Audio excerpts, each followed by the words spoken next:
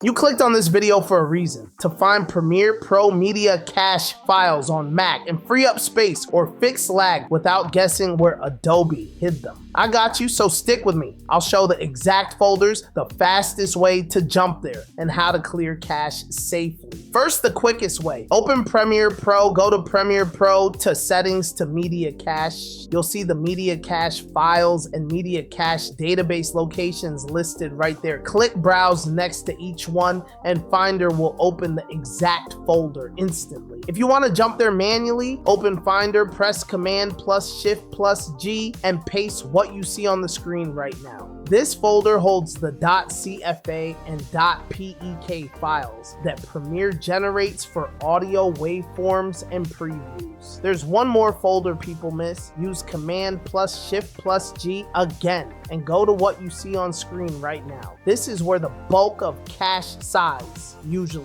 lives. If Premiere is eating tens of gigabytes, it's almost always here. You can delete everything inside both folders while Premiere is closed. Don't worry, Premiere will rebuild what it needs the next time you open a project.